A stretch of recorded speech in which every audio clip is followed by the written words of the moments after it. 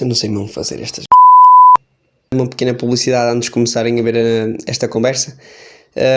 O meu mais recente novo livro, Sucesso e Insucesso, está aí no mercado, ok? É um livro que fala sobre tudo sobre o insucesso, sobre onde ele está, que fatores o desencadeiam, como podemos ultrapassar.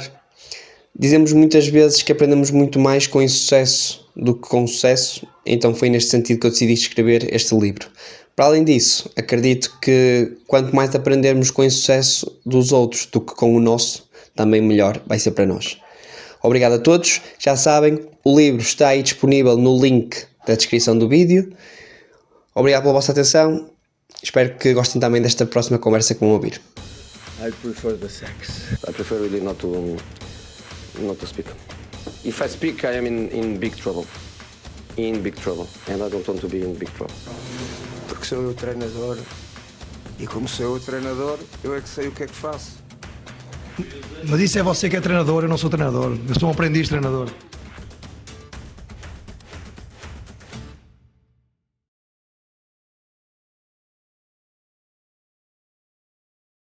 Olá a todos, sejam bem-vindos a mais um episódio da Visão de Jogo. Hoje tenho comigo o Mr. Rui Ferreira.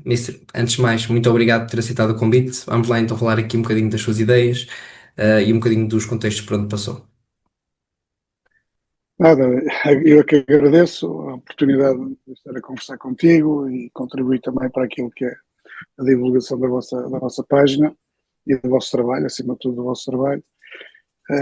E sempre disponível para partilhar aquilo que é a nossa área, partilhar o nosso conhecimento, de forma também nós podermos evoluir com esta partilha, porque partilhando não estamos só nós a contribuir para que outras pessoas percebam e aquilo que nós fazemos no futebol para depois colocar em prática, mas nós, pelo menos eu falo por mim, sempre que partilho sinto e que estou também a aprender no sentido de ouvir o feedback do lado contrário, na forma como aceita essa mesma partilha, se concorda, se não concorda, e tentar perceber onde é que se pode ajustar e melhorar e evoluir. Portanto, será sempre assim, desta forma que nós, e eu neste caso concreto, encaro esta minha profissão, que tanto gosto.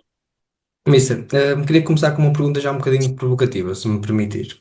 Acho que é numa flash interview ou numa conferência de imprensa, frente ao jogo contra o Braga, que o Mister fala sobre os vários campeonatos dentro do campeonato. Eu pergunto-lhe, como é que se faz uma gestão? Eu já não me recordo o que é que falei, mas pronto.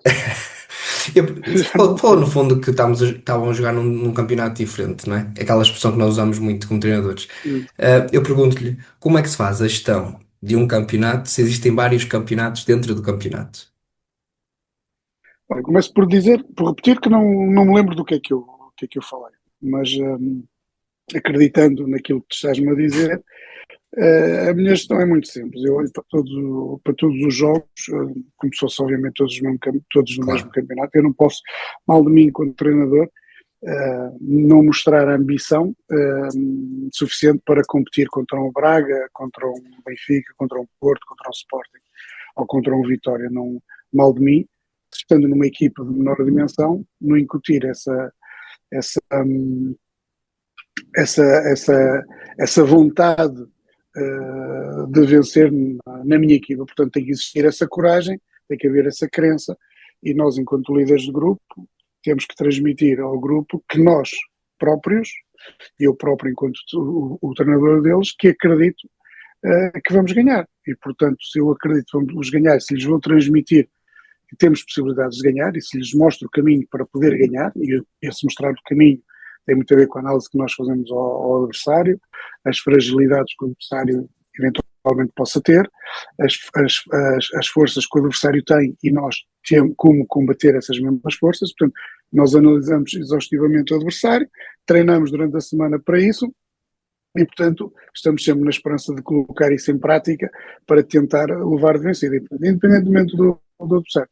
Portanto, depois o discurso final, às vezes, porque perdemos, eu não sei se esse jogo nós perdemos para 4-1, uma coisa assim, depois em função também do resultado, nós temos que depois também enquadrar o nosso discurso, e o nosso discurso muitas vezes tem camufla muita coisa que nós queremos dizer, ou porque não queremos proteger os jogadores, ou porque os jogadores não interpretaram bem aquilo que nós conversamos e treinamos durante a semana, e portanto depois de levar as 4 não vale a pena estar ali a massacrar os jogadores, que é em cima dos jogadores, e voltar a dizer que nós e apontar-lhes o dedo. Claro. E portanto, porque são eles no fundo que vão lá para dentro interpretar aquilo que é o nosso trabalho, e portanto não adianta muito, e nós acabamos por ter que enquadrar o nosso discurso em função do que aconteceu e do resultado. Agora, mas passa muito por aí. Aquilo, se me perguntares diretamente se eu transmito isso aos jogadores, não transmito. A única coisa que eu transmito aos meus jogadores desde o primeiro dia é muita coragem, ambição e crença naquilo que fazemos, porque se os jogadores não acreditarem naquilo que fazem no dia-a-dia e no trabalho que fazemos no dia-a-dia para chegar ao domingo e lutar pelos 3 pontos, portanto, nos estaria a passar uma mensagem real, e além do mais os jogadores sentem se o jogador se o treinador está a falar por falar ou está a falar porque acredita mesmo. E eu confesso que eu acredito mesmo. Sou um bocadinho lírico, sou um bocadinho maluco, se calhar, talvez. Às vezes até nas palestras não tenho problemas nenhuns em passar essa crença que não é da boca para fora. Eu sinto mesmo. Há momentos em que eu estou temos uma semana de trabalho espetacular e vamos jogar, por exemplo, ao Benfica, e com a crença mesmo de transmitir aos jogadores, se nós fizermos isto que nós trabalhamos e como trabalhamos durante a semana, e estou mesmo convencido, e digo-lhes mesmo, nós vamos ganhar hoje 2-1, ou vamos ganhar 2-0, ou vamos ganhar 1-0, ou vamos, seja qual for o resultado, mas transmito isso, mas com muita convicção. Depois pode acontecer como pode não acontecer. Se não acontecer, eu não sou bruxo, não sou adivinho. Aquilo que me compete a mim é passar aos jogadores aquilo que eu sinto, não é? Mas que eu sinto mesmo. E, portanto, colocar em prática, no fundo, no discurso, aquilo que eu sou enquanto pessoa e aquilo que é o meu sentimento no momento. Portanto, eu sou muito frontal, sou muito verdadeiro. Não consigo ser diferente, não consigo trabalhar de maneira diferente sem ser eu próprio. Ok. Uma forma muito transparente. Ok. Bom, Mister, eu estive a ver um bocadinho assim por alto os seus resultados no AVS. Pronto, vou destacar aqui 2 jogos porque gostaria de fazer uma pergunta concreta. O empate frente ao Sporting e a derrota pesada frente ao Benfica. Eu pergunto-lhe, o que é que correu bem e mal em 2 jogos com adversários de nível competitivo, vou dizer, semelhantes? Os jogos foram diferentes. Repara que contra Sim, sim, o sim. Sporting, Todas as equipas são Sporting diferentes. Eu a estava a dada falar altura, apenas de nível competitivo. o Sporting a dada altura ficou reduzido a 10. Isso faz parte do jogo, são as regras, vale o que vale, mas não deixou de ficar com menos um elemento. Claro. Temos que enquadrar também o jogo. No jogo era o nosso segundo jogo quando entramos. Nós tivemos o primeiro jogo em Vila do Conde que não ganhámos porque tivemos uma infelicidade do nosso guarda-redes, já não tínhamos ido ganhar 1-0, e portanto, e mesmo assim, com essa infelicidade, a última grande oportunidade, penso que é do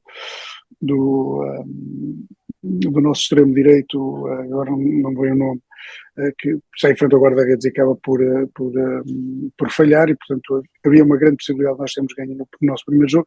Portanto, aquilo que nós presenciamos foi uma equipa com muita vontade em querer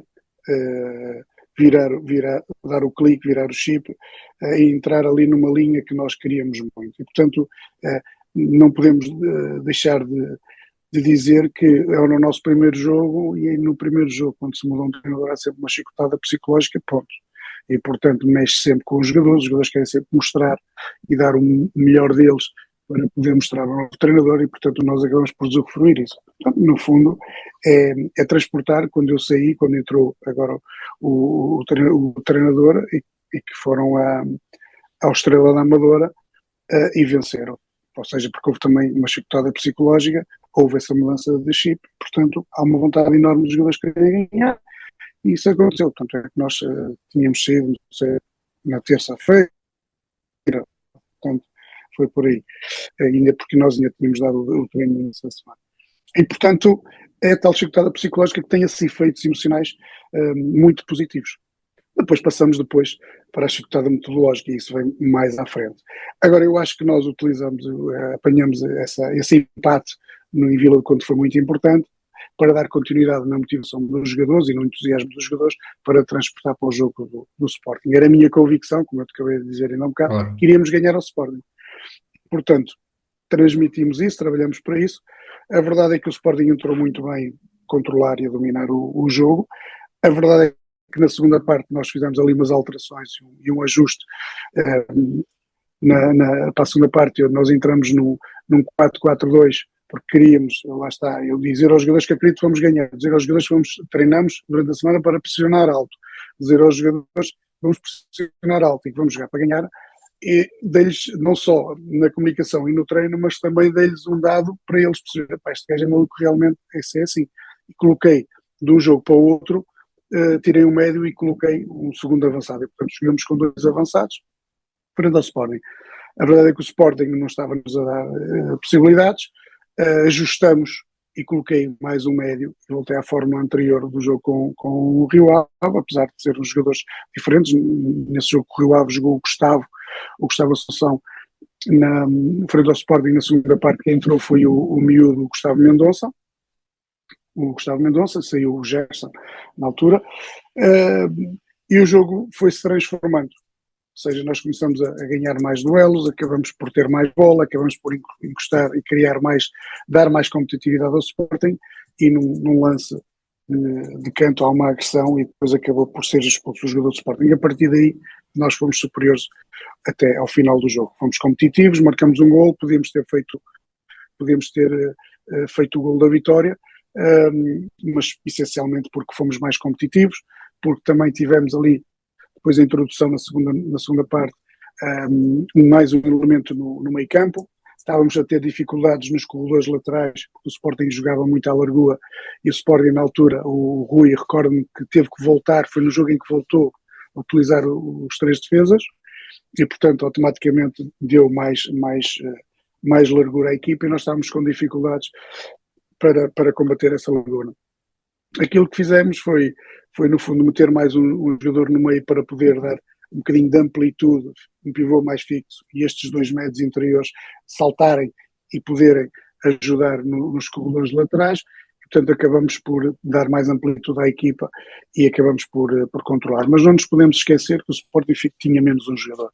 Portanto, se não tivesse menos um jogador, se calhar poderíamos, e acredito que estaríamos também na luta pelo resultado, porque o entusiasmo e a motivação da recuperação do resultado negativo para o resultado positivo e com a possibilidade de estar por cima no jogo, portanto isso dá um índice de confiança muito grande, e acredito Mas que o sim, mais jogo iria complicado. ser até ao fim, que ia ser complicado como foi para o Sporting, mas se calhar ficou um bocadinho mais facilitado pela questão da expulsão. Portanto, e esse jogo foi um bocadinho o arrasto, ou a continuidade do jogo que tínhamos feito em Vila do Conde. E foi assim esse jogo, e foi o jogo seguinte depois também, com o jogo fora com o Farense, onde fomos ganhar. Em relação ao jogo do Benfica, nós já vínhamos numa espiral muito negativa.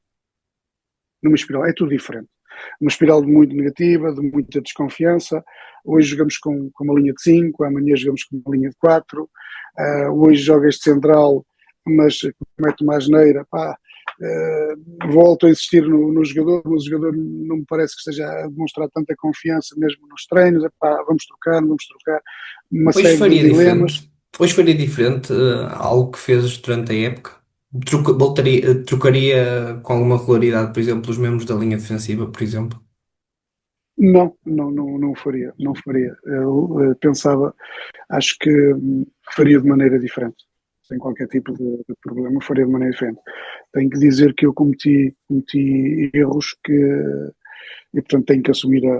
Houve ali uma série de situações que aconteceram neste período, mas eu não posso fugir daquilo que é a minha responsabilidade, e portanto assumo por inteiro o facto de não ter corrido da melhor maneira, apesar de termos contribuído para a manutenção, porque não deixamos de conquistar pontos para concluir essa manutenção, não só eu, como o Daniel Ramos, como o Vítor Campelos, e portanto todos nós contribuímos com alguma cota parte para essa manutenção. Agora, houve ali algumas situações em que eu teria seguramente feito de maneira diferente, senti que não fui eu próprio, e portanto, quando assim é, temos que fazer meia culpa de uma forma muito humilde e fazer a avaliação do que se passou, e saber filtrar aquilo que fizemos e que fizemos bem, o que fizemos mal, neste caso, o que eu fiz de mal, e portanto fazer esse rescaldo Mas e mantém a corrigi-lo. estrutura? Mantém a estrutura para dar mais Não, estabilidade às dinâmicas não, ou eram não, apenas não, questões mais individuais? não, sim, questões mais individuais. Em relação à estrutura, eu utilizei ali a estrutura do 4-3-3, utilizei o 4-4-2, mas só foi uma vez, foi esse jogo contra o Sporting. Depois houve ali umas oscilações do 5-4-1, e aquilo que eu posso dizer é que em termos estruturais aquela equipa, dentro de algumas limitações que se tinha, estaria mais preparada para um 4-3-3 ou um 4-2-3-1. Seria muito por aí. Acho que era a equipa, atendendo aos jogadores que tinha, as características dos jogadores que tinha, seria muito por aí. E, portanto, em vez de estar preocupado em combater a largura ofensiva dos adversários, metendo uma linha de 5, se calhar com as características dos jogadores que tinha ali no Aves, se calhar optaria pelo 4-2-3-1 e combateria essa largura com acompanhamento dos extremos em relação aos laterais, caso fosse necessário, e muitas vezes, se calhar, estaríamos a jogar numa linha de 6, e, portanto, que acaba por ser muito comum. Portanto, em termos estruturais, eu acho que a equipa seria mais por aí. Agora, o nosso problema era muito maior do que esse. Ou melhor, Claro, foi muito maior do que só a simples estrutura. claro, claro que sim. Mister, vamos então começar aqui a falar um bocadinho mais sobre o jogo em concreto. Parece uma forma muito geral. Prefere enfrentar um adversário que joga com uma linha defensiva de 5 jogadores ou de 4? E porquê? E isto é apenas uma questão de conforto, vamos dizer assim. Sim. É-me indiferente. O que eu te posso dizer é que numa linha de 5, por norma, uma linha defensiva de 5, eu atacar, foi isso que me perguntaste. A minha equipa em termos ofensivos, certo? Estava a falar jogar contra, jogar contra. Imagina, Jogar contra uma linha de prefere um 5, uma adversário com linha uma de 5 linha ou de uma linha 5 de ou de 4. 4. Exatamente. Exatamente. É-me indiferente, eu vou-te dizer porquê. Em função daquilo que eu observo no adversário. Parte do princípio em que uma linha de 5 vai-te ajudar a combater a largura, o jogo dos corredores laterais. Estende-se mais a linha defensiva e, portanto, se tiveres ali uma linha de 4, seguir essa linha de 5 com os extremos, que são com uma ajuda muito defensiva, com um compromisso muito defensivo, tu acabas por combater muito essa largura. Mas a verdade é que se estiveres numa linha de 4 e se baixares os teus extremos para acompanhar, acabas por fazer uma linha de 6, certo? Desculpa, acho que tive aqui uma interrupção, Tranquilo. o meu filho estava-me a ligar. Acabas por defender uma linha de 6. Portanto, aqui o problema ou aquilo que tu tens que fazer é perceber se tens uma linha de 5, como deves atrair o adversário, como deves fazer com que o adversário possa sair e despovoar esses corredores laterais, se tu levas o jogo para os corredores laterais ou se levas o jogo para o corredor central, não é? Portanto, será muito por aí. Para mim, eu não vejo grandes alterações. Uma das coisas que eu vejo e sim, e que se calhar aí faz sentido a pergunta que tu me colocas, é que para quem defende, sempre que sai um cruzamento, tem sempre mais uma cabeça e mais duas pernas para cortar a bola. Portanto, sempre que sai cruzamento, tu, em vez de teres dois centrais ali no eixo defensivo, tu passas a ter três, não é? E se tiveres depois aquilo bem articulado, depois do cruzamento, com a introdução dos 2 médios, ou pelo menos mais um médio, dentro da área a acompanhar as segundas vagas do adversário na área, portanto já ficas ali com 4 cabeças, 3 centrais e mais um médio defensivo, ficas com 4 cabeças e uma quantidade de pés para cortar bolas. é um preenchimento maior, como é óbvio. Claro. Agora, eu dizer-te que é mais fácil ou mais difícil, eu diria que tem muito a ver com a capacidade do adversário. Também se joga mais alto, porque há uma linha de 5 que pode jogar, defender mais alto, e aí tu tens uma linha de 5 a defender mais alto, os teus laterais é normal que estejam ligeiramente mais projetados, e se estiverem projetados, Vai abrir mais os espaço. centrais têm que dar mais largura, se calhar já não vão estar numa zona tão confortável, se apanhar jogadores extremamente rápidos, se calhar podem já não ter, não estarem tão confortáveis, e portanto é muito por aí. Agora, podes também jogar num bloco baixo, e aí sim, não pedes aos teus laterais para subir tanto, mas para ficarem, e aí tens a linha de 5, torna-se mais complicado, mas é como eu te digo, é uma questão de a estrutura da equipa e a tua forma de jogar, se jogas mais alto ou se jogas mais baixo. Claro. Se jogares mais baixo com uma linha de 5 é difícil, se jogares mais baixo com uma linha de 4, baixas os extremos, acabas por ter 6 também é difícil, ou podes baixar só um dos extremos e acabas por completar ali a linha de 5, como alguns fazem. Portanto, eu acho que tem muito a ver com a capacidade do adversário e com a tua capacidade ofensiva de poderes desorganizar o teu adversário através da atração ou através de levar o jogo para dentro, porque eles vão estar em menor número para compactar cada vez mais a equipa deles e fechar cada vez mais para depois abrir os corredores laterais. Será muito por aí. Portanto, é meio diferente. Já jogamos contra equipas com uma linha de 5, uma linha de 4. A dificuldade que eu sinto e aquilo que nós trabalhamos muito é quais são os pontos mais débeis da equipa. E normalmente tem a ver com as características dos jogadores. Vou dar um exemplo. Estás a jogar com uma linha de 5 e estás a jogar com um lateral que quase que não salta, o lateral direito. Tens o lateral esquerdo que está sempre constantemente a subir. Ou seja, a tendência é tu explorares em termos ofensivos mais aquele lado, mas mais em transição, porque parte do princípio que ele não vai estar lá. Agora, em ataque posicional e organização ofensiva, se calhar temos que jogar o jogo mais para dentro e ver onde é que eles podem qual o jogador que pode ter mais dificuldades de posicionamento ou emocionais, por exemplo, há jogadores que nós identificamos, este jogador faz tudo muito bem, mas há ali momentos que o gajo se distrai, parece que lhe passa ao lado. Às vezes Geralmente está a extremos dormir que não acompanham. e levam ali umas bolas nas costas e não sei o quê. Então a gente tenta forçar ali. Portanto, é procurar as fragilidades do adversário e trabalhar sobre esses lados. Mas nada é estanque. Ok. Mas nada é estanque. Vamos imaginar então que você está a defender em bloco baixo, ok? Realmente apanhamos uma Sim. linha de 5 e você diz-me, em teoria, que em princípio pode baixar os dois extremos para garantir a vantagem numérica em último terço.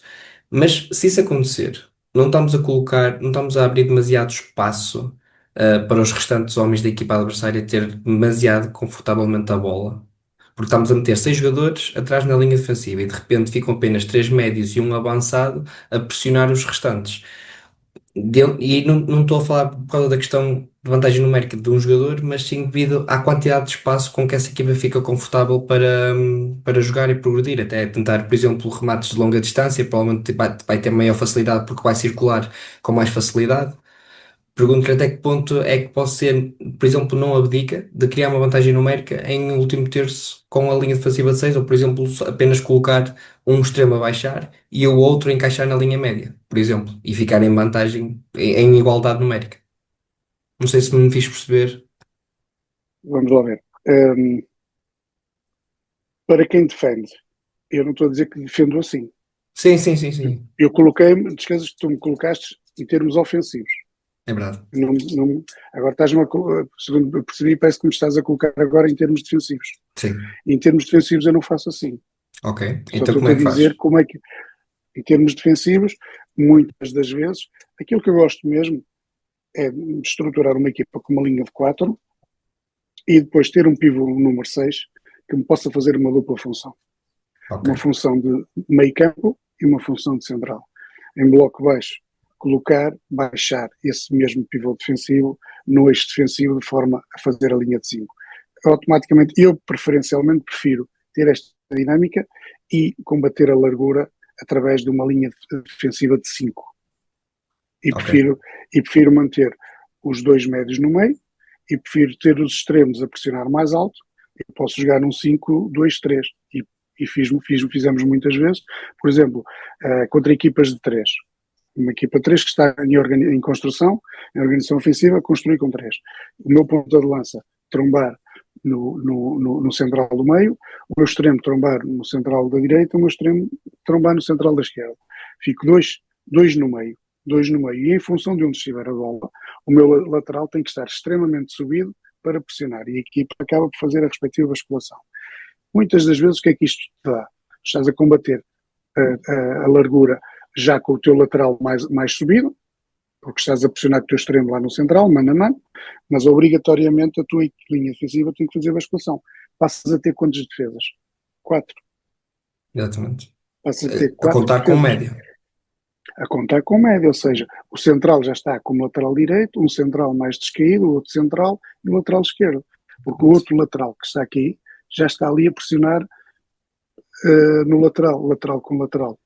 Estás a perceber? Ou Sim. se baixar um médio para ir lá buscar bola, aí pode ser, aí podemos, imagina que eles têm mais um elemento no meio campo. Eu falei em 2 elementos no meu meio campo defensivo.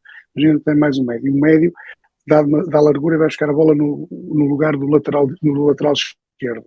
Ou seja, eu não peço para o meu médio ir lá com ele, peço preferencialmente que seja o meu lateral a ir lá fazer aquela posição como se fosse o lateral deles que estivesse lá. Ok. Mas para isso é preciso fazer a rotação da equipe. Ou então, eu defino e digo assim ao lateral, um dos meus médios, o gajo vai lá, então tu acompanha o gajo. E mantenho ali o meu lateral um bocadinho mais próximo da linha defensiva. Mas isto tem muito a ver com o tipo de adversário que tu apanhas. Como é óbvio. Estás a perceber? Eu posso, a mesma situação na construção a 3, eu posso dizer assim, opá, não subas, deixem os 3 centrais livres. Fazemos a linha de 5, e eu fiz isso muitas vezes, quando jogava na linha de 5 no Feirense. Fazemos a linha de 5, vamos jogar em bloco baixo, metemos a linha de 4 e o lateral, quando receber a bola deles, o central ninguém vai lá pressionar. Deixa eles construir. Indicador de pressão bem no lateral. O lateral, quando receber a bola, muitas vezes na linha de 5, quem é que sai no lateral? Lateral com lateral. Quem é que sai no lateral? É o lateral também. Lateral com lateral. Então, não vai o lateral, e quem é que vai ser no lateral? É o extremo esquerdo. O extremo. Ou seja, então aí eu fico extremamente compacto com 5 e vai lá o extremo, estes 3 fazem a basculação. Estás a perceber? Ou seja, torna-se muito mais difícil. Se tiveres uma equipa bem articulada a fazer este tipo de movimentos, é difícil entrar lá. Se for gajos que façam aquilo à risca, é muito difícil. O que é que tu vais encontrar?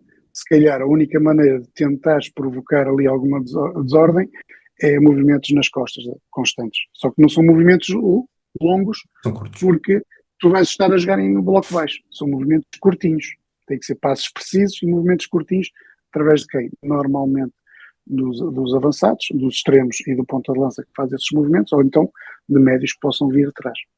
E isso aí tens de controlar através do bom alinhamento defensivo, da tua boa organização defensiva. Claro. Mas isto lá está. Depende muito do Nada é adversário. estranho. Do adversário, depende Sim. do teu estado anímico, se a tua equipa está boa para fazer isso, se não está. Depende de uma série de fatores. Acima de tudo, se tens jogadores para fazer isso. Há uma coisa que eu Convém. defendo muito.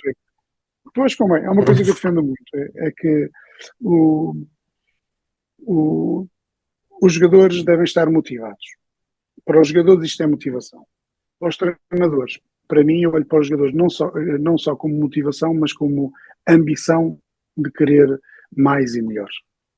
Mais e melhor. E, portanto, se tu não tiveres jogadores com muita ambição e coragem e essa motivação, é difícil. É difícil.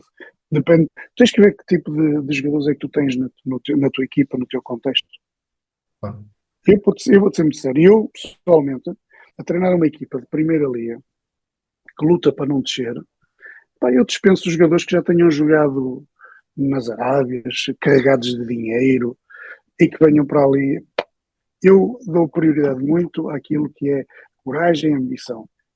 Eu prefiro ter jogadores da terceira liga, novos, carregadinhos de ambição, carregadinhos de fome de querer vencer, querer criar, ter novos contratos, chegar a clubes de dimensão maior, fazer contratos para o estrangeiro, e tu vais usufruir dessa aplicação, dessa intensidade, dessa vontade de querer vencer.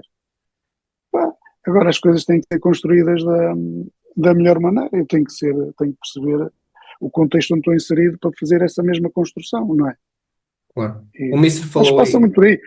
Não quero dizer que isto seja uma verdade lá para Alice. Sim, Porque sim, há equipas que lutam para não descer, se calhar, e que têm esse tipo de jogadores e que têm consegue. ótimo rendimento e não sei o que mais. Mas se me perguntares a mim, pá, eu prefiro construir uma equipa na Primeira Liga com jogadores com fome. Claro. Cada um à sua maneira. Ou fome para descer, a mesma coisa se aplica aos clubes grandes. Tu vais buscar, por exemplo, imagina que estás num Sporting. O Sporting foi buscar agora foi buscar o Mangas. O Mangas tinha como ambição, estou a dar o exemplo, lembrando, o Mangas tinha como ambição, porque é Sportingista, tinha como ambição chegar ao Sporting. Então, ele chega ao Sporting, aquele homem vai dar o que tem e o que não tem, portanto, porque chegou a um clube grande, ambicionava chegar a um clube grande, ainda por cima, pelo visto, é o clube dele, e, portanto, vai estar ali um gajo com muita ambição, muito entusiasmado, com muita fome. E no entanto, teve na Rússia, se calhar já com algum dinheiro. Percebes? É um bocadinho este tipo de jogador que eu prefiro. Ou então tu estás numa equipa de meio da tabela e vais buscar reforçar os jogadores que estão a lutar para não descer. Chegam ali, jogadores que saem, por exemplo, sem menosprezo para ninguém, mas factos reais. Uma equipa, por exemplo, como o Aves, jogadores que saem do Aves e vão entrar num clube com a dimensão do Vitória de Guimarães ou de um Braga, obviamente vão chegar lá carregadinhos de motivação, ambição, e o caminho continua, porque se chegaram ali ao Vitória, por exemplo, eles agora do Vitória vão querer chegar ao Benfica, ao Sporting ou ao Porto, não é? Mas é um bocadinho esse trajeto que os jogadores deveriam pensar, ou que eu, pelo menos no meu tempo, pensávamos. Eu pensava assim. Eu quando jogava, já para sair um bocadinho do contexto do treinador, eu quando jogava, eu estava no Salgueiros, no Gil Vicente, acabadinho de subir divisão. Tinha 26 anos. Subi divisão, eu era subcapitão, o capitão era o Wilson, foi para o Belenenses e teve lá uma porrada para o Belenenses. Depois, mais tarde, acabamos por nos juntar lá novamente.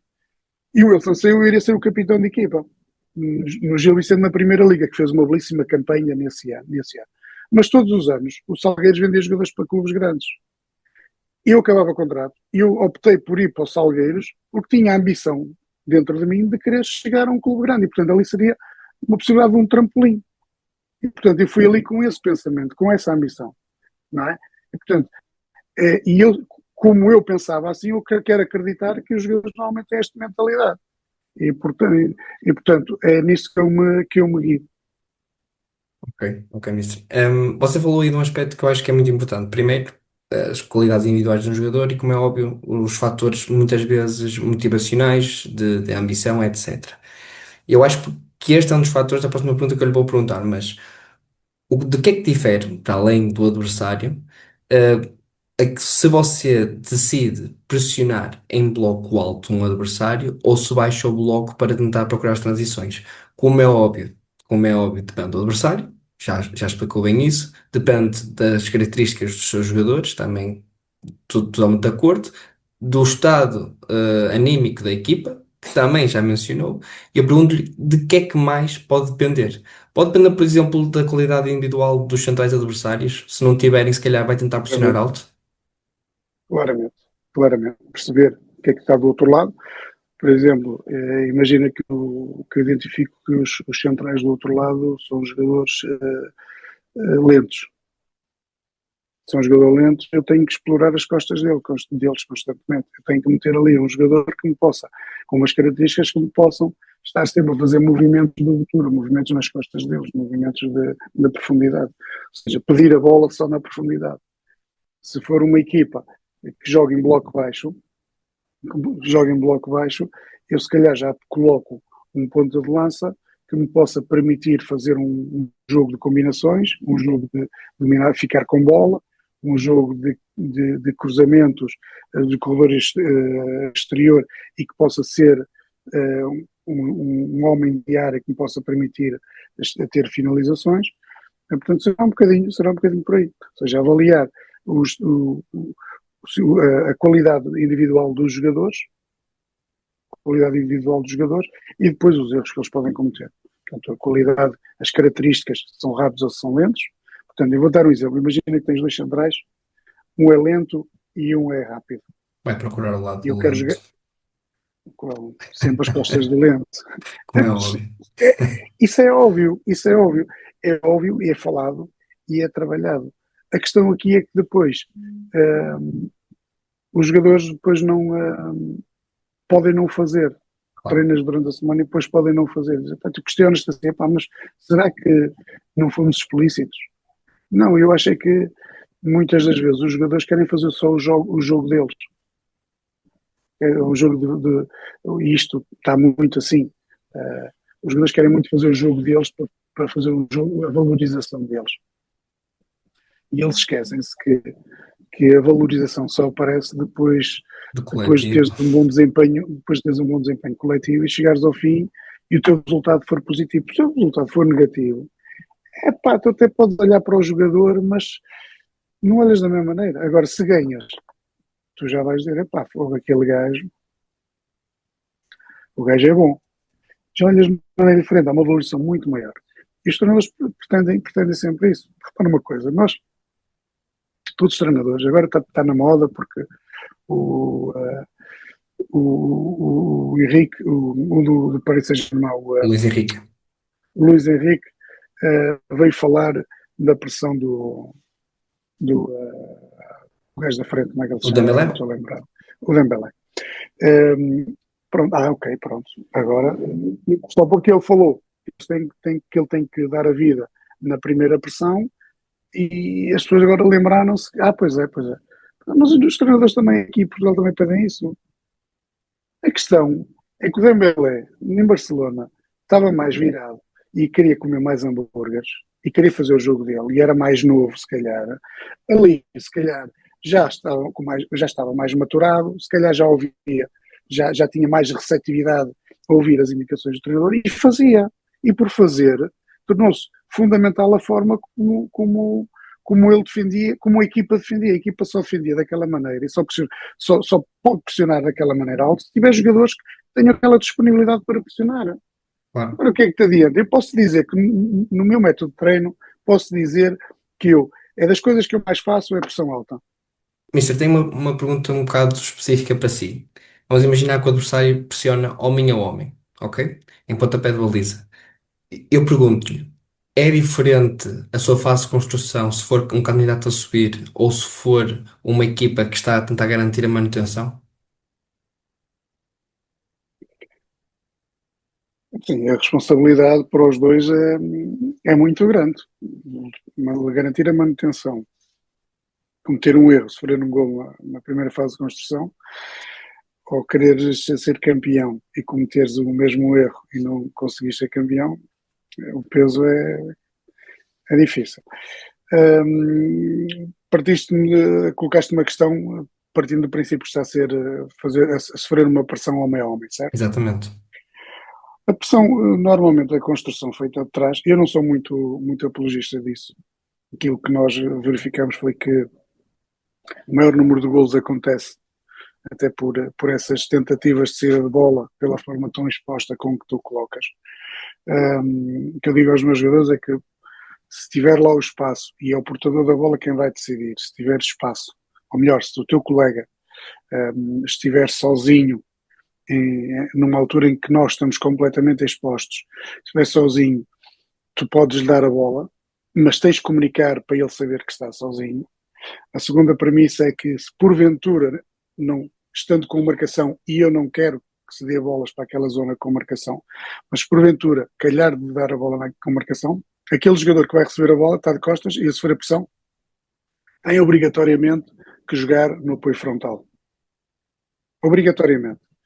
Eu recordo que nós falamos muito sobre isso, treinávamos isso, E na segunda jornada, quando estava no Viseu, sofremos um golo assim no Feirense, em Vila da Feira. O Messegante tem uma bola dessas, para jogar de frente, e quer rodar, e o Washington vem por trás, rouba-lhe e dá gol. Portanto, e nós não... Estava tudo definido, nós não queremos, eu não quero. E, portanto, mas nós não controlamos aquilo que são depois a vontade, muitas das vezes, dos jogadores, das ações dá-lhes na cabeça e resolve fazer aí algo diferente. E pronto, lá está, porque querem valorizar e acabam por fazer algumas asneiras. Mas não é impeditivo que não recebam bolas ali nessa zona se estiverem sozinhos. Mas quem vai fazer o passe tem que ver que aquele jogador está sozinho e comunicar, está só. Não sendo dessa forma, eu por norma não quero. Agora, a questão do homem a homem, o que é que te dá? Dá-te, se tu porventura atraíres essa mesma marcação, se porventura fazes ali, por exemplo, um apoio frontal, rapidamente rodares, ou ver uma movimentação logo nas costas daquele jogador que acaba por ser desposicionado por esse arrastamento, obviamente que cria buracos. Agora, o que é importante é que essa mesma equipa que tem marcação individual tenha os jogadores com essas características. Porque esses jogadores, normalmente, e esses difíceis, tipo o Atalanta, como é o grande exemplo, eles vão lá, eles pressionam. Se forem batidos, eles são os primeiros a rodar e a vir rapidamente ocupar o espaço que vai ser deixado ou libertado por um colega que vai fazer ocupar o espaço dele, que ele deixou. E, portanto, tem que haver esse compromisso. Isso é o que é o mais difícil. É tu colocar jogadores a pensar dessa forma coletiva. Ter esse espírito de sacrifício, essa vontade, essa reação após seres ultrapassado, para que tu poderes reorganizares e tapares o buraco que vai ser deixado pela tua equipa. Isso é um trabalho de entreajuda. Isso tem muito a ver com o perfil dos jogadores. Eu já te disse, ainda há um bocado, e repito, treino muitas vezes a pressão alta. E se tu mandas um jogador pressionar alto, mais avançado, e se ele vai ser ultrapassado nessa pressão, depois, esse portador da bola, alguém vai ter que sair nele. Exato. Então, E fica tudo desmontado. Naquele momento, aquele avançado, que foi o primeiro homem da pressão, se já foi ultrapassado, ele tem que recuperar ali uma posição mais central, por exemplo, para poder tapar o lugar que vai ser libertado pelo colega também, porque vai ter que ir lá pressionar. Portanto, se não houver esta simbiose, esta parceria, esta partilha de esforço, é muito difícil.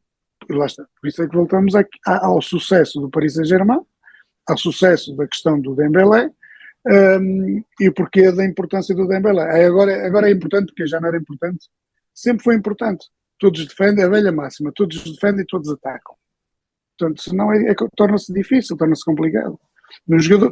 O futebol hoje está muito difícil, tu conquistares espaços. E se tens um bocadinho de espaço, tu tens que o aproveitar. Mas a minha questão é, Mister, como é que nós conseguimos encontrar esse espaço na marcação homem a homem? Lá está. Através da atração. Através da atração. Olha, por exemplo, posso dizer, imagina-te um médio centro. Estás ali a jogar num 4-4-2 contra um 4-4-2. Para equilibrar ali o mano a mano no meio campo. Imagina que o médio baixa para jogar curto. O médio vai chegar, vai acompanhar. O médio que está a defender, homem a homem vai acompanhar. Imagina que tu, através do lateral ou do central, o central, por exemplo, conduziu a bola, libertou-se um bocadinho da pressão do avançado e dá nesse médio, o médio devolve no central, porque está a ser pressionado, e ele, de frente do central, mete a bola no espaço onde estava esse médio, que entretanto já foi ocupado por uma movimentação de um extremo para dentro ou de um avançado que veio buscar a bola naquele espaço.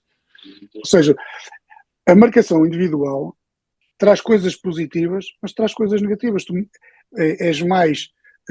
ficas mais descoberto de uma forma mais fácil, porque tu sabes que aquilo vai contigo. É verdade. Estás a perceber? É verdade. Olha, voltando ao meu tempo de jogador, eu apanhei um tempo em que eu era um pivô defensivo e o meu treinador dizia assim, mas isso é verdade, pá, o Deco, e o Deco, ok, marcava o Deco, e o Deco tinha muitas vezes a possibilidade, ele ia buscar a bola muito aos corredores laterais, Mister, mas eu, o deck vai aos corredores atrás, vou libertar o meu espaço. É para acompanhar? É para acompanhar. Se eu vou para a casa de banho, vais comer para a casa de banho. Pronto, ok.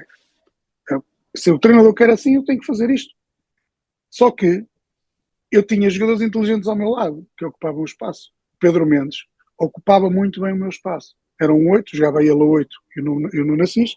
Eu desposicionava, mas o Pedro Mendes tinha a capacidade de tapar o meu espaço. Ou seja, mas nem todos os jogadores têm essa capacidade. Mas ele ocupar o seu Agora, espaço não perdia a marcação do seu jogador, do jogador que estava a pressionar, neste caso o Pedro. o Pedro depois automaticamente liberta o jogador dele. Estás a perceber? Ou seja, isto para te dizer que na marcação individual tu vais sempre libertar espaços. A organização defensiva coletiva há mais ocupação de espaço. Eu acho que podes controlar, ou seja, mas aí já faz com que tu tenhas que libertar alguém na construção. Por exemplo, libertas os centrais do adversário na construção e tu, de uma forma organizada e posicional, não precisas, a meu ver, não precisas de marcações individuais. Se estiveres bem organizado, não precisas. Em termos unal, consegues colmatar. Se tiveres, se não precisares de... Agora, a partir do momento que queres fazer um jogo de pressão e tens que saltar, aí já te leva muito àquilo que é um desdobramento de marcação individual. Agora, para fazeres marcação individual, isto para mim não tem dúvida nenhuma. Tu tens jogadores com perfil para isso. Jogadores com perfil para ir na pressão e, se forem batidos, rapidamente dar um pique cá para trás para reorganizar ou tapar um buraco que foi deixado pelo colega. E tu, muitas das vezes, has de parar que há equipas que têm jogadores que não fazem isso. E isso já te mata tudo. E então aí tu tens de adaptar, tens de moldar. É um trabalho muito exigente para os extremos, principalmente, porque são muito focados geralmente na bola, perdem muita noção do adversário que está a passar nas costas. Pelo menos já que eu tenho sentido. Depende dos jogadores que tu tens. Claro. Uns podem ter mais dificuldades, outros podem ter menos dificuldades. Eu sempre gostei muito e gosto de jogadores inteligentes. Jogadores que fazem a leitura dentro do próprio jogo. Jogadores que às vezes passam despercebidos, mas têm uma leitura, uma cultura tática espetacular. Esses jogadores fascinam muito. E se tiver jogadores com essa capacidade de ocupação do espaço, esses jogadores acabam por te matar muita coisa. Quando digo matar, digo no sentido de tiveste ali uma falha, o teu colega saiu na pressão, saiu mal feita, mas aqueles jogadores ali, a forma como lê o jogo e a forma como se posiciona, acaba por emendar todos esses erros. Isso tem a ver com os jogadores inteligentes. Agora, se calhar para alguns jogadores o mais fácil é a marcação individual, porque olha, este é meu, eu vou atrás dele e siga. Se o gajo for para a direita, eu vou para a direita, se for para a esquerda, vou para a esquerda. E o lugar fica ali aberto, olha, que seja ocupado por alguém que apareça lá, se aparecer. Mas se tiver tudo de forma individual ou de marcação individual, assim, se tiveres um espaço vazio, se não for lá alguém ocupar esse espaço, ele vai continuar vazio. Não é? Claro. Agora, eu acho que a marcação individual pode-te abrir muitos espaços se não tiveres jogadores com características para a marcação individual. Não é fácil a marcação individual. Ela está a voltar outra vez. Acho que voltou a partir do momento em que se começou a falar mais no Atalanta e no Gasperini há 3 ou 4 anos atrás. Está muito associada principalmente ao pontapé de baliza. Geralmente as equipas tentam pressionar em pontapé de baliza ao homem e depois, a partir do momento em que consigam ultrapassar essa pressão, geralmente baixam um bocado e voltam ao zonal. Sim, mas repara que tu no pontapé de baliza tu tens que criar ali igualdade, não tens de voltar a dar. Sabes porquê? Porque tens o guarda-redes a teu favor, termos ofensivos. Sim, Ou seja, tu não tens como, tu tens que pressionar e vai dar mano a mano. Aquilo que eu faço é que deixar levar a bola para um dos lados e a partir do momento em que a bola está num dos lados é mano a mano, mas há sempre 2 jogadores que vão ficar livres, que é o lateral contrário e o extremo contrário, algumas das vezes. Sim, porque a sua equipa geralmente bascula para o lado de onde está a bola. Faz a basculação, esquece aqueles, liberta completamente e abafa estes. Deixamos eles encaminhar para um dos lados e abafamos num dos lados. Porque se for de uma forma frontal, tu vais, vês a equipa, tu vais ter, encosta este aqui, aquele aqui, o ponta de lança no defesa central, o médio ou o ponta de lança no defesa central, e ficas o guarda-redes livre, não é? O guarda-redes da Exatamente. equipa que está a sair.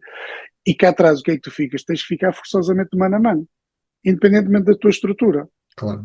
Fica sempre mano a mano. É um ponto de lança para um defesa central. O outro defesa central não consegue ficar livre, porque provavelmente vai ter, depende da estrutura que tu jogas, ou vai ter que subir no meio campo, porque vai estar lá uma equipa de 3 médios do outro lado e tu tens que subir, ou então eles baixam mais os extremos, e não há volta a dar. Não há volta a dar. Fica mano a mano. O que é que tu te vales, ou o que é que a gente te vale? Normalmente pedes ao teu guarda-redes para jogar como livre, para igualar, estás a perceber? Se a bola for metida, porque muitas das vezes aquilo é uma provocação, nem mais nem menos, para poder jogar longo, para provocar esse mano a mano, central com ponta de lança ou central com extremo, e então aí tentas fazer que o teu guarda-redes possa estar ali numa posição que possa jogar a livre para dobrar uma bola longa. Depende, isto, olha, podes correr e podes saltar, isto depende dos jogadores. Depende Sim. dos intérpretes, da qualidade e da inteligência dos jogadores que tu tens ao teu dispor. Vamos imaginar que você enfrenta, por exemplo, uma equipa mais forte. Ok? Vamos imaginar, vamos imaginar que você enfrenta uma equipa mais forte. Sei lá. Uma equipa muito forte em primeira fase de construção. Vamos imaginar. Ok. Ok? Você continua a querer condicionar para um dos lados ou pressionar homem a homem não é realmente uma opção? Pergunto porquê. Porque vamos imaginar que você tenta condicionar para um dos lados e o adversário, porque tem jogadores com muita qualidade, Com consegue qualidade. sair dessa pressão e rapidamente bascular para o outro lado onde não está a pressão e onde há espaço para atacar rápido. Você percebe isso? Não pondera sequer o homem a homem de forma a tentar anular individualmente os jogadores. Para tentar, de certa forma, obrigar o adversário a bater longo, por exemplo. Porque geralmente quando há uma zonal, aparece geralmente um terceiro homem para desbloquear aquilo tudo. Por isso é que eu estou a perguntar. Sim, se fores uma ala, que aparece sempre, mas quando tu queres pressionar alto, tens de tomar decisões. Se queres pressionar alto, e se há um gajo que vem de trás para ficar, um gajo livre, para aparecer ali um gajo livre, então tu não vais pressionar alto. Se sabes que vai aparecer ali um gajo livre e aquilo já foi feito e estudaste o adversário, tu tens que dizer, opá, com este vai aparecer aqui, imagina que é o central, tu tens que sair da tua zona, tens que acompanhar até o fim. Mas eu vou lá à entrada da área deles, é para ir à entrada deles, da área deles.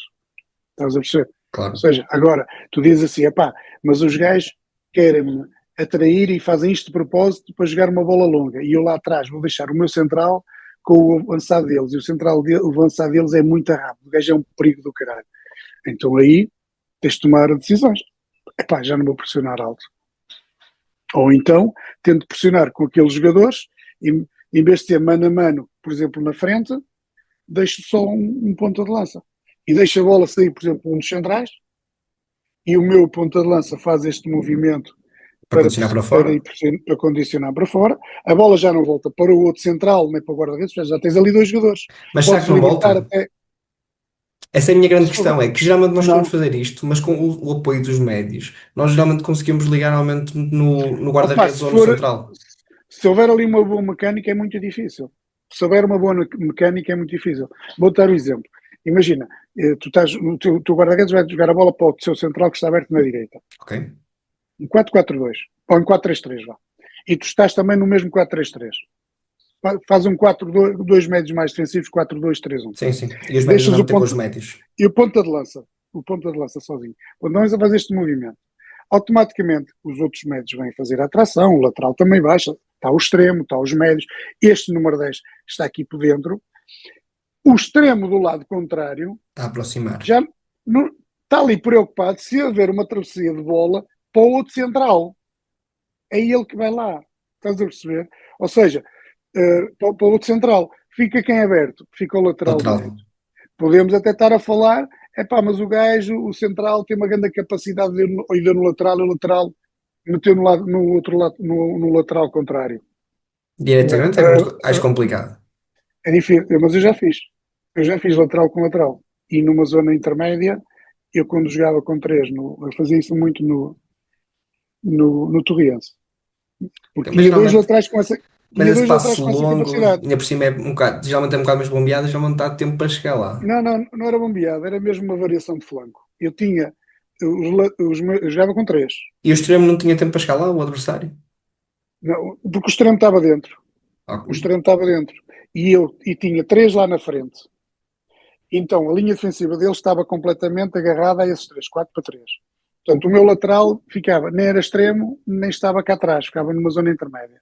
Ou seja, não era aquele passe bombeado assim, mas era um passe, era uma variação. Estás a Ok. perceber? Eu fazia isso muito em meio campo, quando passávamos o meio campo ofensivo, era o Keffel na esquerda e era o Nuno Campos na direita no Tobias. Os dois tinham essa capacidade, faziam muito bem isso, para desbloquear. Mas pronto, mas estás-me a falar mais recuado. Sim. Mais recuado, eu posso optar por assim dessa forma. Não desmanchar os quatro cá atrás, que é fundamental. Tentar levar para um lado contrário e liberto o lateral do lado contrário e o central do lado contrário, e porque o meu extremo vai estar preocupado em fechar por dentro, por caso de o central tentar colocar a bola no outro central. Claro. Ou no. Estás a perceber? E É aí andar o a medir extremo vai espaços. estar mais para. Opa, tem a ver com a computação a compactação da equipa e tem a ver, acima de tudo, para mim, com a disponibilidade com que tu estás no campo. Mas Para repara uma ganhar coisa, a Almissa. bola. Vamos imaginar que você faz isso como está a dizer, porque eu penso muito, principalmente também na fase de construção, penso muito sobre isso. Vamos imaginar então que o seu extremo fecha-me dentro, ali a medir espaço entre central e lateral. O que acontece? A bola entra no meio, o médio está a jogar de costas, começa a ver o central, o extremo começa a aproximar do central. Só que o médio, em vez de colocar a bola no central, tem outro homem livre. Isto se os centrais começarem abertos, que é o guarda-redes. A partir do momento em que a bola entra no guarda-redes, o seu extremo tem que decidir. Ok, estou aqui perto do central. Ainda por cima, se for um guarda-redes com inteligência e se for rápido a tomar decisão, rapidamente consegue jogar uma Mas tu já bola. estás-me a dizer que a bola vai ao central e do central vai ao guarda-redes. Central vai ao médio. Médio como terceiro homem para chegar ao Vai guarda-redes. ao central para chegar ao guarda-redes. Pronto. E tu ali, se Exatamente. a bola chegar ao guarda-redes, tu tens o extremo preparado para sair no guarda-redes, ou então faz ali o temporizas. Ou seja, não dá, fico na posição, para depois recomeçar novamente. Se chegou no guarda-redes, se consegues antecipar, vais. Se não chegas, porque estás-me a dizer que vem o médio e ele faz ali um apoio frontal. Exatamente. Um apoio frontal. Para o E o guarda-redes. gajo veio acompanhar o médio no apoio frontal. Ok, foi batido o central, o médio também, o 10 está ali com marcação do trinco e está o Exatamente. extremo. Se a bola Exatamente. entra no guarda-redes, o que é que acontece? Aguenta, a não ser que imagina que ele está de costas, se o extremo for perspicaz, vai-te fechar ali, vai Sim. tentar adivinhar essa bola. Não foi a tempo, não foi perspicaz, não foi a tempo. Já não vai ao guarda-redes, vai aguentar e vai deixar o guarda-redes decidir. O guarda-redes decidir, depois vai meter, recomeça novamente. Estás a perceber? Já o extremo que sai, já tens o número 10 a fazer a posição do ponta de lança e já estás o ponta de lança que vai ter que vir para a posição do número 10. Sim, sim, Estás a sim. perceber? Se der tempo, porque pode não dar tempo e Essa o é a principal extremo até. questão. Mas se não der tempo, o extremo, se estiver mais por dentro, vai o extremo para a posição do 10 e fica o ponta de lança ali no lugar do extremo. Tem que haver aqui uma compensação sempre de posições. Porque o Claro, jogo é claro. assim. Imagina também que tu vais, exatamente a mesma jogada que tu fazes, e o gajo que vai buscar a bola no apoio frontal faz uma brincadeira qualquer e vai buscar a bola nas costas da marcação. Também fica liberto. O que é que tem que Sim. acontecer? Fica uma linha completamente e uma pressão completamente ultrapassada. É O que é que verdade. tens que fazer? Tens que recuperar rapidamente. Cá atrás vai retirando, vai aguentando, vai retirando profundidade, e essa retirada de profundidade não é mais nem menos de que esperar que os homens que foram batidos tenham tempo de chegar para poder se reorganizar. Se tu vais ali à queima, ficas ultrapassado. Mas é como você. Nada. Eu estou a passar numa perspectiva, lá está, que eu estou a atacar. Se você me dá o extremo, eu tenho que obrigatoriamente encontrar o outro lateral, porque é o homem livre. Mas o E lateral ao contrário. o lateral contrário, exatamente. Daí eu ligar-me ao guarda-redes. Se o seu extremo anda dentro, eu tenho uma solução de passo ligeiramente mais longa no meu lateral. Se o guarda-redes tiver a capacidade para ligar lá, que você está-me a dizer que o seu extremo vai estar a condicionar o guarda-redes, mas se E o condicionar central.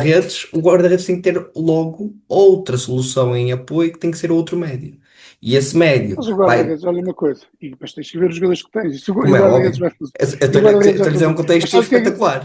mas nesse tipo de bola, sabes o que é que acontece? Olha, o coisa Ele vai bater. comeu agora, mas nesse tipo de bola normalmente ele vai bater.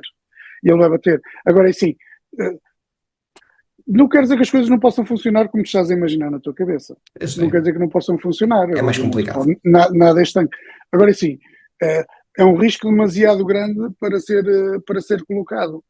Mas eu estou-lhe a criar E, problemas, que é para você não tentar responder com base naquilo que. ah, sim, mas eu não fujo muito, não fujo muito nisso. É a pressão funciona assim, num primeiro momento. Opá, os gajos foram bem sucedidos porque, tecnicamente, qualidade espetacular. Foram bem sucedidos e meteram, como tu estás a imaginar, no central ou no lateral, ou no guarda-redes, e o guarda-redes já faz chegar ao lateral. É que chegar no Opá, lateral é 2 contra 1 corredores. eu não posso é desorganizar cá atrás, não posso desorganizar cá atrás, com a colaboração sempre do meu número 6 no equilíbrio, e tem que haver uma reorganização muito rápida ou uma recuperação muito rápida depois dos homens da frente. Estás a perceber? Porque depois ficou sozinho do lado contrário, o gajo vai progredir com bola. Ok, aguenta, faz a basculação, aguenta, e os outros que venham a tempo depois de fazer a recuperação.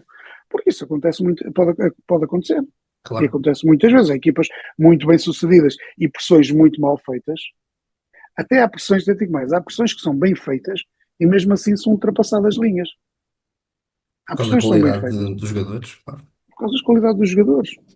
Há aqueles que dão Só um te toque e já resta, ultrapassar. Claro. exatamente. Agora, só te resta uma coisa: é tentaste, coletivamente. Não deu. Pá, vamos embora reagrupar, juntar à linha defensiva. Estás a Mas, perceber? mas, por exemplo, você não tem, por exemplo, situações específicas em que quer, por exemplo, condicionar para dentro? Em vez de andar a condicionar para fora, não há situações em que gosta de pressionar para dentro. Pergunto isto porque Depende. realmente eu penso que se eu conseguir pressionar dentro e conseguir recuperar a bola, principalmente em corredor central, ali nos médios, eu estou de frente à baliza. Não Sim, estou, nem sequer estou em corredor. São 2, 3 segundos para chegar à baliza. Posso rematar o último passo, após uma recuperação. Estou muito mais perto de marcar golo do que se calhar a recuperar em corredor lateral. sim, e é verdade. Depende dos jogadores, lá está, depende dos jogadores que tu tens. Imagina que eu faço uma observação de um adversário em que tem ali um jogador que gosta de dar sempre ficar com bola e gosta de dar mais uma voltinha, gosta de dar sempre uma rodinha. E a gente transmite e faz com que os jogadores arranjam a visualização para os jogadores. Olha, este jogador dá sempre mais um toque, ou gosta sempre de fazer mais isto, dá uma voltinha. Então o que é que vamos fazer? Vamos, vamos dar um engodo para a bola entrar aqui no central ou no lateral, mas já sabemos que a bola vai chegar e eles têm por hábito de chegar a bola ao médio, ou queremos que a bola chegue ao médio, porque é o homem ideal para a gente pressionar. A gente dá ali um bocadinho, dá um espaçozinho, assim que a bola entra, caímos em cima do gajo, por dentro.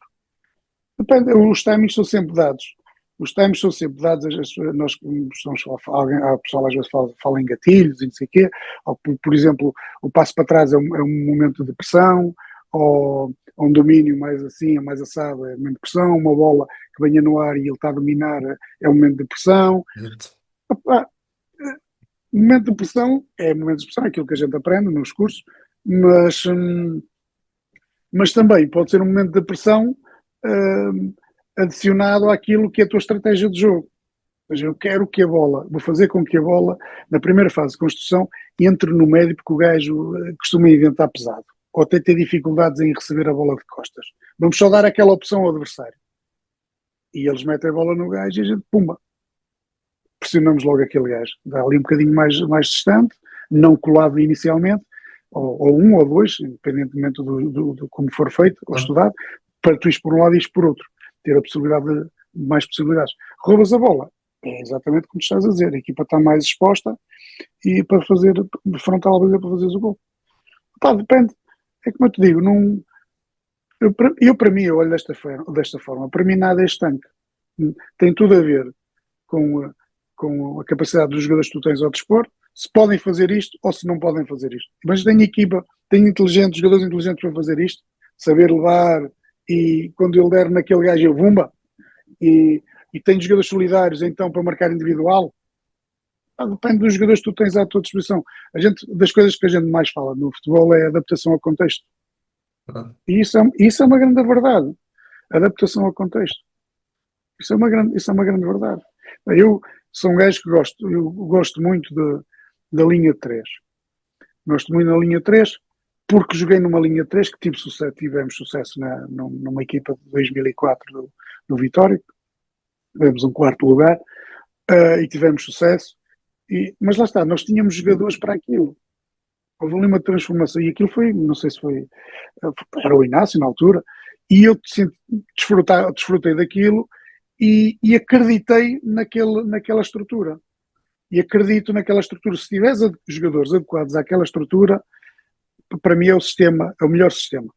Porque ofensivamente metes muita gente, defensivamente preenches muito a tua organização defensiva. É difícil, eu gosto. E transportei isso depois para as equipas que treinei. O Feirense e também para o Torriense. Depois entrei num contexto de Viseu, em que os responsáveis queriam andar lá em cima e fazer um jogo mais ofensivo,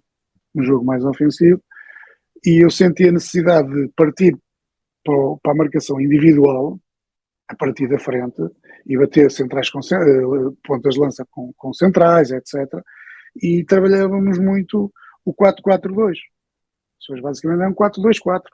E o central muitas vezes é que tinha que acompanhar. Partíamos muito para a marcação individual. Porque os objetivos já eram diferentes. Não eram de subida, era de lutar pelos lugares cimeiros. Obviamente que nós depois lá dentro incutimos essa mesma ambição de tentar subir, mas era para andar nos lugares cimeiros. Mas para fazeres um jogo mais ofensivo, mais pressionante lá em cima, eu achei que o 4-4-2 dava-te mais mano a mano, porque as outras equipas jogavam normalmente com uma linha de 4, dava-te mais mano a mano para poderes ter um ponto de partida depois para um jogo ofensivo. Lá está, eu tentei-me adaptar a um contexto de um clube que estava com ambições ligeiramente diferentes das outras que eu gostava anteriormente. Porque se não for desta forma, é difícil. Tiveste o ano passado tiveste aqui muitos exemplos. O Rui Borges, claramente, ao longo da carreira, um 4-2-3-1, e inteligentemente, a dada altura, voltou pela linha de 5. Pronto, e muito bem. Adaptou-se ao contexto. E muito bem, qual é o problema? Só faz dele ainda mais e melhor treinador. Portanto, foi inteligente. Porque isto às vezes aborrece, às vezes da ideia, o Mourinho recentemente falou disso, a ideia é a ideia, mas podes morrer com a ideia e não deixas de morrer estúpido. Isto são palavras do Mourinho, não são minhas. E eu concordo com elas. Vou dar outro exemplo. Mas isto visto de fora, e o Ruben jogou comigo no Belenenses, o Ruben Amorim jogou comigo no Belenenses, e o Ruben, e eu não sei o que é que se passa, não falo com ele, não sei, não sou de falar com ele, mas sei que, por aquilo que eu vejo do Manchester, é sempre o 3-4-3. É verdade, e não muda. Pronto. Agora, será que não fazia sentido? Será que não fazia sentido o Ruben tentar algo diferente? Tentar algo diferente em termos estruturais? Porque é que tem que ser... mas eu acredito... porque é perfeitamente compreensível, eu compreendo, que o Ruben queira jogar nesta estrutura por uma razão muito simples. Olha, o Ruben saiu do Casa Pia e teve sucesso com linha 3. Foi para o Braga B, sucesso. Foi para o Braga, sucesso. Foi para o Sporting, sucesso. É perfeitamente natural e legítimo que o Ruben acredite naquela fórmula cegamente. Mas, no meu ponto de vista, eu acho que tem muito a ver com os jogadores que têm à disposição. Agora, ele tem capacidade de comprar. Mas Até determinado ponto. Até determinado ponto. Mas mesmo assim, tu podes estar a comprar, a pensar numa coisa e não ser bem aquilo. Não é? Podes estar Imagina, no Sporting ele comprou, por exemplo, o San Justo. É o gajo central, o gajo rápido, espetáculo, jogar com uma linha 3 ali na direita. O San Justo esteve sempre lesionado. E se ele não tiver um gajo à altura para substituir, está lixado. Por exemplo, agora, será que não era inteligente da parte do Ruben equacionar uma alteração de sistema? Será que não era? Eu aprendi outra coisa também, ele nem sabe que eu vou falar nisto, não sei se ele vai ver isto, não. Mas eu aprendi uma coisa com o Carvalhal. O Carvalhal disse-me que a primeiro ano que treinou no futebol, o Carvalhal foi meu treinador no Valência. A primeira vez que ele treinou, que se iniciou como treinador, foi no Sporting Clube Espinho. E uma das coisas para ele ver qual era o sistema que iria adotar, ele estudou o Espinho, a história do Espinho. O Espinho 4-3-3. Porquê? Porque o campo é pequeno, as pessoas ali na rede vibram com os extremos ali perto, com as combinações de extremos, os gajos empolgam com aquilo e ajudam a equipa e puxam a equipa. E, portanto, faz sentido jogar com extremos. Então, vamos espetar ali um 4-3-3. E eu acho que para mim faz sentido. Faz sentido tu percebes um bocadinho a história. Faz sentido. Não é estanque. Continuo a dizer que não é estanque. Não é estanque. Mas eu acho que faz sentido, se calhar, em determinados momentos, se calhar fazia sentido o Ruben pensar, peraí, mas a história do pessoal, o Manchester, o pessoal, ninguém esquece o Ferguson. Qual foi a história do Ferguson? A gente, na altura do Ferguson, eu via sempre ali, eram sempre dois avançados. Eram sempre dois avançados, gajos no meio, Roy Keane, Leões. Será que faz sentido? À parte do Ferguson, quem é que esteve lá e que teve sucesso? Foi o Zé Mourinho. Mas ninguém. Sim, Mas e José, foi exato. o Zé Mourinho. Como é que jogou o Zé Mourinho? Eu se queres te diga, não vou dizer porque agora assim de repente não me estou a lembrar. Mas seguramente o Zé Mourinho jogou no 4-3-3, ou no 4-2-3-1, ou no 4-3-3, ou no 4-4, ou num 4-4-2 em losango, uma coisa assim mesmo. Não me lembro, não me recordo, não me lembro.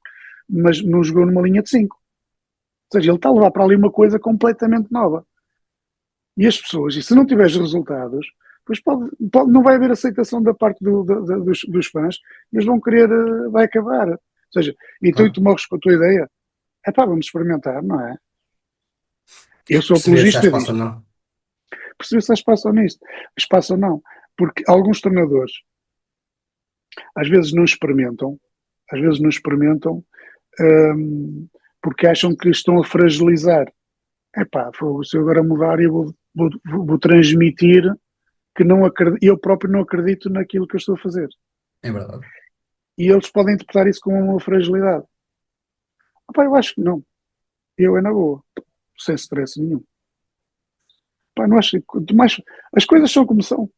Eu acho que se tu fores um gajo seguro na tua forma de trabalhar, na tua forma de liderar, não está nem aí. E principalmente se tiver resultados, vai sempre depender muito dos resultados que tiver. Depende sempre dos resultados. Porque depois se você muda e não tiver resultados, depois realmente olha, não foi competente. Olha, depende sempre se a bola entra, se a bola não entra. O Abel está no Brasil, já jogou no 4-2-3-1. Parece-me que gosta muitas vezes de jogar com uma linha de 3. E portanto é procurar coisas novas. Às vezes até para incentivar e motivar os jogadores a sair da zona de conforto e adaptando também as características dos jogadores, no caso do Abel, dos jogadores sempre a ser vendidos. É vendida, e agora vou arranjar outro pouco que estava a jogar ali 4-4-2 ou no 4-3-3, mas eu não tenho, se calhar tenho um gajo ali que se calhar dá mais consistência e a equipa funcionava, calhar, mas o gajo é central. Então vamos ver o que é que dá 3 centrais ou 3 defesas. Eu acho que isso não fragiliza em nada, desde que estejas completamente à vontade com a tua liderança, junto dos jogadores não fragiliza nada. Esta questão da ideia, tem muito que se lhe diga. E realmente há muita malta que é demasiado fixa nesse sentido e acaba por se espalhar ao comprido.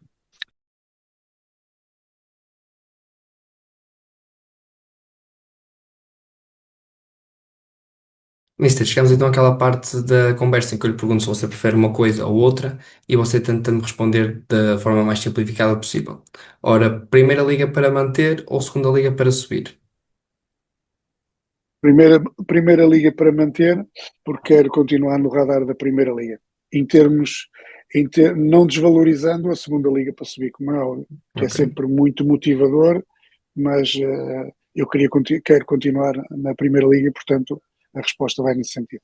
Laterais mais defensivos ou ofensivos? Ofensivos, Est- claramente ofensivos. Extremos com pé preferencial ou pé contrário em corredor?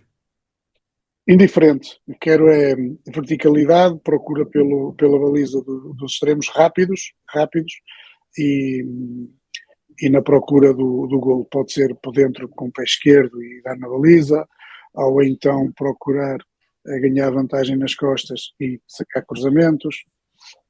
É-me indiferente, desde que sejam objetivos e rápidos. Ok. Um golo em transição ofensiva ou organização ofensiva? E eu sei que vai-me dizer que quer os dois, mas aquele que mais prefere, aquele que mais gosta de assistir. Organização ofensiva. Ok? Mas há transições que são espetaculares. Há É verdade. transições que são espetaculares. João Neves ou Vitinha? Vitinha, porque pela época que passou, claramente o melhor jogador do mundo, o mais completo. O João Neves foi um grande complemento ao Vitinha. É um grande jogador também. São Ok. dois pequenos grandes jogadores. Isaac ou Gyökeres? O Gyökeres, claramente. O gajo, ainda o ano passado tive a oportunidade de o ver, no Sport ele estava a regressar, e as movimentações dele na procura sempre da profundidade, na profundidade, o gajo é bom. O gajo é muito bom, foi muito importante no Sporting e vai fazer muita falta ao Sporting. Arteta ou Slot?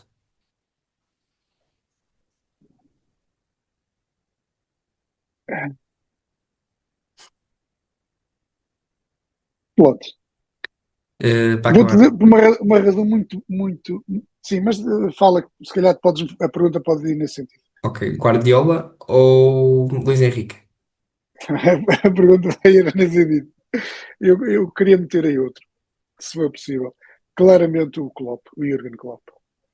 Se puder meter aí o Jürgen Klopp. Acompanho muito e leio muito as obras não só do Luís Henrique, como do Guardiola, entre tantos outros, do Marcelo Bielsa, mas o Jürgen Klopp, para mim, gosto do jogo dele. Lá está o tal jogo mais à base de transições, Posições. e gosto muito. Gosto muito. Se tiver jogadores com essas características, pá, acho que é um jogo muito mais espetacular. É verdade. Cada um tem a sua maneira de ver. Eu vejo a melhor equipa de todos os tempos, a melhor equipa de todos os tempos. Acho que estamos todos de acordo. Foi o Barcelona do Guardiola, que não foi melhor do que todos. Não deixava ninguém jogar, mas era uma equipa que eles pegavam na bola e eles que jogavam, não vias mais nada. Foi a melhor.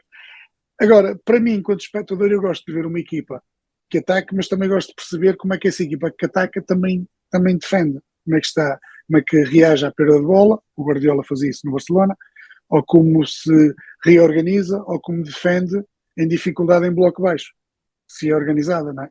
E a forma como recuperando a bola se é objetiva na saída para o contra-ataque, a simplicidade nessa mesma transição, nesse mesmo contra-ataque. Adoro a simplicidade, adoro ver uma transição em que a bola passa por muitos jogadores, respeitar a desmarcação do colega, passar, simplificar a jogada, e quanto mais simples, mais rápido chegas na baliza, mais mortífero te tornas. Isso fascina-me e, portanto, gosto mais de ver uma coisa mais dividida, em termos de espectador. Exato. Por isso é que eu gosto muito do Klopp. Mas estamos a falar aqui do Guardiola, o melhor deles todos. O melhor de todos os tempos, para mim. Mas Agora, o Klopp aquilo que dá-lhe eu mais mais... prazer. Dá mais prazer o Klopp. Dá mais prazer as equipas com o Klopp. Eu acompanho o Klopp já de tempo do, do Borussia. Mister, Já vi os filmes dele. já respondeu bastante a isso, mas de uma forma geral, para terminar, qual é a sua visão do jogo? a minha visão acho que eu gosto de um jogo ofensivo, e para tu teres um jogo ofensivo tu tens de ter bola. E para dar sinais de que queres ter bola, tu tens que ir à procura de a recuperar. E, portanto, isso passa muito por uma pressão alta. E, portanto, eu sou um treinador que gosto do jogo ofensivo, mas há muitos momentos durante o próprio jogo e tu tens que saber lidar com eles. Portanto, preferencialmente, gosto de um jogo de transições, porque muitas das vezes tu próprio tens que criar esse momento de transições. E isto vai entroncar naquilo que nós já falamos anteriormente. Vamos baixar Equipas linhas para encontrar vão ser- espaço. encontrar espaços, convidar os gajos a vir e, portanto, obrigatoriamente tu estás ali. Até pode ser uma equipa muito forte com bola e ser uma equipa muito boa em organização ofensiva, mas se calhar, perante aquele adversário que defende muito bem em bloco baixo, se calhar tens que arranjar uma maneira de o convidar a subir no terreno. E, portanto, se calhar uma maneira de convidar a subir no terreno não é ter bola, é dar a bola a eles. Não é? E, portanto, isso tem tudo a ver com a estratégia. Eu sou um treinador que gosto muito de transições, não me considero um treinador defensivo, mas não podes descurar o lado defensivo. Acho que tens que trabalhar todas as vertentes e se não tiveres uma boa retaguarda cá atrás, não te adianta nada tu seres ofensivo e não teres uma boa retaguarda cá atrás. Claro. Agora tem a ver também com o tipo de características dos jogadores que tu queres ter e podes ter. Eu, por exemplo, posso dizer que os dois centrais, eu preferencialmente, se não tiver 1,90m, tem que ter altura, não é? Mas se tiver 1,80m e pouco, mas com muita velocidade e agressivos na forma como saltam para ganhar as bolas, eu prefiro aos gajos de 1,90m. Porque eu já tive os jogadores de 1,90m que não sabem atacar uma bola no ar. Não sabem jogar de cabeça. Para que é que me adianta ter... E com outro agravante, que normalmente esses têm tendência a ser mais lentos. Verdade. E uma das características que eu mais aprecio no defesa central é a velocidade. Para É uma das características. para conseguir defender a profundidade. A profundidade e por causa dos duelos. Lá está, porque eu gosto de pressionar alto, eu vou estar sempre à espera de bolas longas, estás a perceber? Ou então a tal saída de bola bem conseguida do adversário, e depois eu tenho que ter jogadores que possam fazer recuperações defensivas com as desmarcações dos mesmos avançados, que normalmente são rápidos também, e eu dou muito privilégio a defesas rápidas. Agora, não é fácil de os encontrar, não é? Não quer dizer que os tenha que ter. Já tive equipas com centrais que não eram rápidos. Era o que eu tinha, era o que eu encontrava. Portanto, lá está, tens de adaptar àquilo que tens. Em vez de estás ali a desvalorizar esses jogadores e a choramingar, pá, não, deixa ver a fórmula de jogar com este tipo de centrais. Se calhar já não vamos criar tantos duelos e vamos ficar um bocadinho mais estáveis para não desmanchar muito a proximidade uns dos outros para eles serem solidários a defender, a dobrarem-se uns aos outros, não é? Então, é um bocadinho isto. Mas não sei se respondi à tua pergunta. Um jogo mais de transições, foi isso? É isso, é isso. Era para esse lado que querias. Pá, mas pronto. Aliás, eu acho que já respondi ao comparar-te o Guardiola com Com o Klopp. o Klopp. Com o Klopp. É verdade. Mister, muito obrigado. Publicidade final, novamente ao livro Sucesso em Sucesso, já sabem, o link está aí na descrição. Para além disso, podem comprar também nesse link o livro Roger Ball, do Benfica de Schmidt, e vocês vão perguntar, Rafael, mas Roger Schmidt, viste como é que ele saiu do Benfica, saiu a mal, se calhar não foi o melhor treinador que passou pelo Benfica. Eu dou o argumento de quem foi o único treinador que foi campeão pelo Benfica nos últimos 6 anos. Pronto. Não quero dizer que ele seja perfeito, mas alguma coisa de bom ele terá certamente feito, e é isso que eu discuto também no livro. O que de bom e de mau ele fez na época em que o Benfica foi campeão. Obrigado a todos, já sabem, tenho lá Roger Ball, mas também não se esqueçam Sucesso em Sucesso. Obrigado pela vossa atenção, espero que tenham gostado da conversa. Forte abraço a todos.